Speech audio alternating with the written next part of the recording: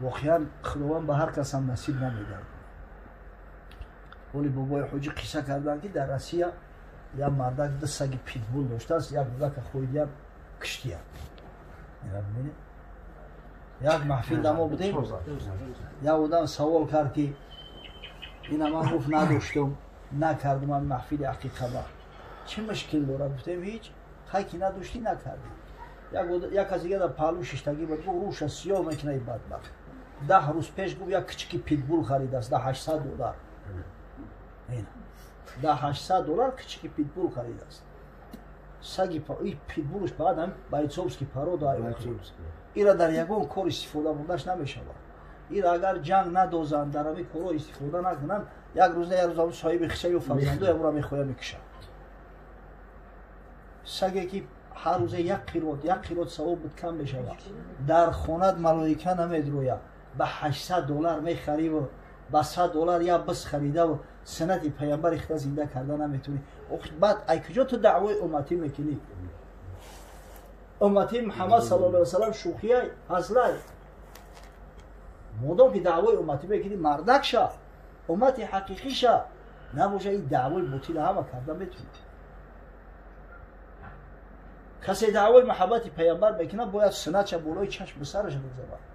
خواه سنت عبادات باشه، خواه سنت معاملات باشه، خواه سنت مناسبات با مردم دیگر باشه.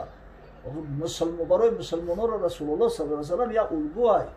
نخود تو بفهمی که پیغمبر صلی الله علیه و سلم همین کارا کرده است نکنیش. خیلی بی‌غیرتی ایده. مکسیل از پندی رسول ایام خیش تکیه کم کن بر فن و برگام خیش. اون که محتاب از سرانگشتش دانیم، آیه او خاص و اخلاقش عظیم، به عمد عقلکید نشه، به عمد خطی که خونده به عمد این نشه. از پند پیامبر صلی الله علیه و سلم خط کنده نکن که رود سیاه میشه و هم در دنیا و هم فردا روز قیامت. پیامبری که یکی از معجزه آسمانی است که به اشاره انگشت سبابش پروردگار موحد قسم کرد. حتی یرو حراء بینهما، حتی میگه مردم مکه دیدن که همین بین هم ماه وقت جدا شد، بینش دیگه سوراخی و شکافی رنگی غوری پیدا شد. از مقام او اگر دور استی، در میان امتیمون از میان امتیمون نیستی. اگر از مقام پیامبر صلی الله علیه و سلم که خطا کنار کشیدی، به یقین بفهم که تو از این امت نیستی. لست من نگویدد مولای ما، وای ما، ای وای ما، ای وای ما. خدا نکنه که فرد روز قیامت تو دعوای امتی کنی و حضرت صلی الله علیه و سلم بگه لست منی، تو از من نیستی، انا بریء منک، من ای رنگی تو بیزار. خدا ای روز پناه بده. این محفل امروزه ما محفل سنتی است. محفلی که پیامبر صلی الله علیه و سلم خودش انجام داده است و امتاش هم تشویق و ترغیب کرده است برای به اتمام رسوندنش. محفلی که انشالله در تقدیر کودک تأثیر میگذاره، سبب خوب صالح به رسیدن به کمال رسیدن اون فرزند میشه. الحمدلله اهل این خاندان که آگاه و باخبر هستند، ببینید محفل در وقتش نگذرونده انجام دادن. چه بسا کسای بیخبری هستند که نمیدونن توازی را نمیدونن حقیقتش چیه. بعد پگه شکایت میکنن، بچه‌م گپ من نمیگیرم، بچه‌م سرکشی میکنه، بچه‌م پرتوفته است رفت روسیه 7 سال شد خبرم نمیگیره. آخه تو چیکار کردی برای تعلیم تربیت فرزند که امروز از اون فرزند یا چی طمع داری یا چی توقع داری؟ چیکار کردی؟ چی سعی کردی؟ آیا با خدا و پیغمبر آشناش کردی؟ با کتاب خدا آشناش کردی؟ والله هر کودکی که با کتاب خدا آشنا میشود، با حکم شریعت آشنا میشود، همین پدر و مادر بالای سرش میگردونن. برای حکم خدا و پیغمبر همیه. اگر نکردیم مشتی بعد جنگ در سر خود باید کنیم. گفتازی که نالیم که از ماست که بر ماست. خداوند محفل ما را مبارک بگردونه. پروردگار عثمان جان مثل حضرت عثمان که حافظ کل قرآن بود، یکی از حافظهای مشهور صحابی پیامبر صلی الله علیه و سلم است. مردی با محبت بود که تا آخرین لحظات حیات قرآن در برش بود، حتی در بالای قرآن به شهادت رسیده است. ولی همون قرآنی که در توشکند است همین را قرآن عثمانی میگن. اگه خداوند خودش داناتر است که در چند موضع خوندیم که میگن که همین به حقیقت هم موافقت میکنن که همین قرآن عثمانی است. در زمان خلافت حضرت عثمان واقعا گرفتن همین قرآن را به همین رسم الخط عثمانی جمع آوردن. اگر چنده که نسخه اولش در زمان حضرت ابوبکر صدیق حضرت عمر به اتمام رسیده بود، اما اون نسخه پراکنده بود. مقصد انا یک سوره یک قسمش در یک جا بود، یک قسم دیگه در یک جای دیگه بود، سوره ها پیش قفا بودن، به این ترتیب نبود. وقتی که اختلاف شد در بین قاریای قرآن و در تلاوت قرآن، حضرت عثمان به خاطر رفع کردن یعنی اختلاف یک کمیسیه تأسیس داد در با مقدار 6 نفر. هیئت کمیسیه عبارت از 6 نفر بود. 4 نفرش قرشی بودن، همراه شد 2 نفر انصاری.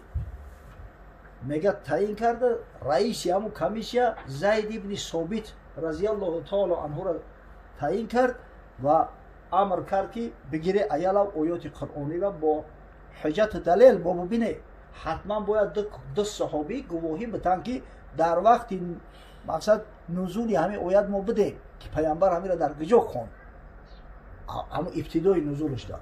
هر یک آیتی که از قرآن اومده است همین 6236 آیات، هر کدامش با شاهدی 2 صحابی درج گردید، نه کمتر از 2 صحابی در هر کدامش.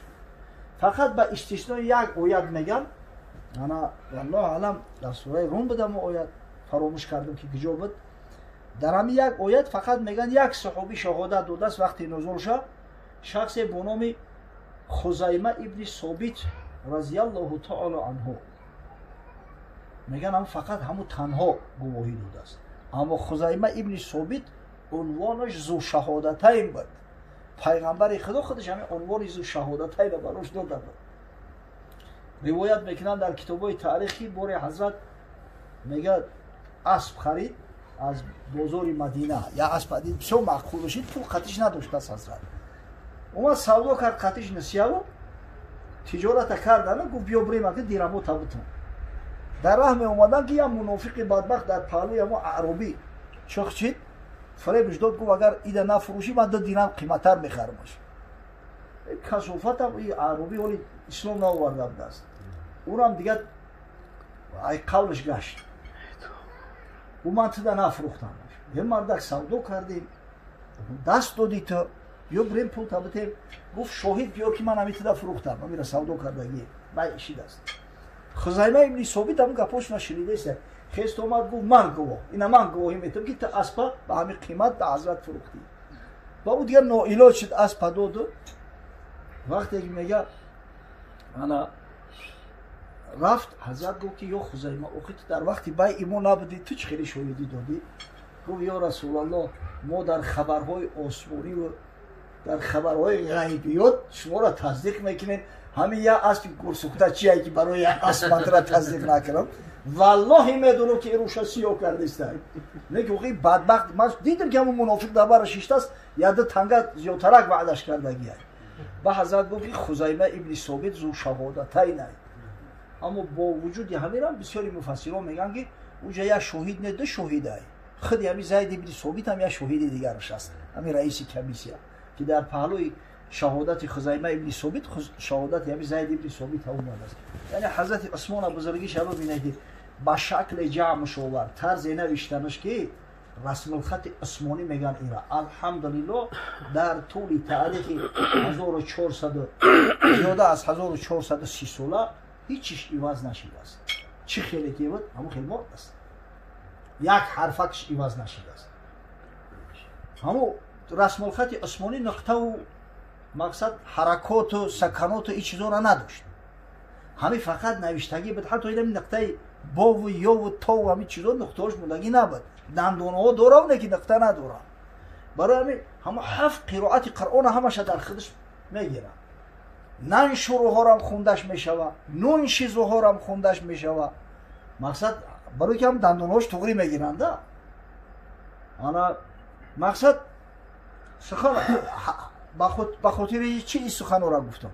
از همین یک چند نسخه کردن، با روایت 4 نسخه، با روایت 5 نسخه، حتی با روایت میگه مقصد سخن با خاطر چی این سخن را گفتم از همه یک چند نسخه کردن با روایت 4 نسخه با روایت 5 نسخه حتی با روایت میگه 7 نسخه هر یک نسخه را گرفتن با یک ولایت کلان مسلمانان فرستادن و یکی از همون نسخه ها در دست خود حضرت عثمان بود.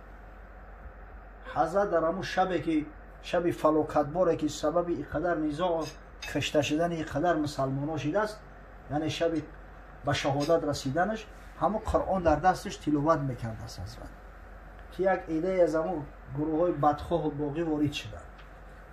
حضرت عثمان در بالای همون قرآن به قتل رساندند، به شهادت رساندند. خون حضرت هم در بالای همون قرآن ریخته بود. بعدا وقتی که فتنه ها رفتند، جنگ نزاع ها خلاص شدند، حکومت یک تشید با امیر معاویه رضی الله تعالی عنه امیر مسلمانان شد. وقتی به مدینه منوره اومد، اما قرآن گرفت همراهش برد. قرآن دمشق بود. در شهر دمشق بود قرآن تا سال 1401. در سال 1401 امیر تیمور وقتی که دمشق گرفت، همون قرآن عثمانی را همراهش گرفت و در سمرقند موندش. این در مسجد جمعه سمرقند بود تا آمدن روسا را. وقتی روسا آمدن سال 1862 سمرقند گرفتن، این قرآن را که به حد قیمتی بزرگ داره که در عالم اسلام قیمتی به بالا است، در بالای پوست نوشته شده. من خدا و راستی خودم ندیدم، صفاتش از دهن مردم شنیدم. تا زمان پرسترویکا گورباچوف قرآن در سنت پتربورگ بود. اول لنینگراد، بعد سنت پتربورگ با این شد. وقتی که پرسترویکا شد، مسلمانان طلب کردند که قرآن بر بگردونه بتیم. قرآن دادن در همین زمانهای گورباچوف آوردنش، دیگه سمرقند نبردنش، در تاشکند موندگیانش. ولی همون قرآن در تاشکند وجود دارد. یعنی حضرت به حد همه شیفته قرآن بود، حافظ قرآن بود، تمام وقتی خودش در مورد قرآن میگذشت. همون نسخه قرآن عثمانی تا حاضر میگه در تاشکند محفوظ است. اگه خشوع به حال مسلمانه که به خاطر محبت ذوالنورین صحابی پیامبر صلی الله علیه و سلم خلیفه رسول الله صلی الله علیه و سلم عثمان رضی الله تعالی عنه فرزند چه عثمان نام میکنند. ان شاء الله همین وقت نیت خیر و نیکو است. یقین دارم که ان شاء الله در آینده هم از این کودک توقع زیاد میتونیم چشمدار باشیم که پروردگار یک فرزند فرزانه و حافظ قرآن و خادم شریعت دین محمدی به کمالش برسانه و پروردگار به خاطر احیای سنت ولای حبیبش محمد صلی الله علیه و سلم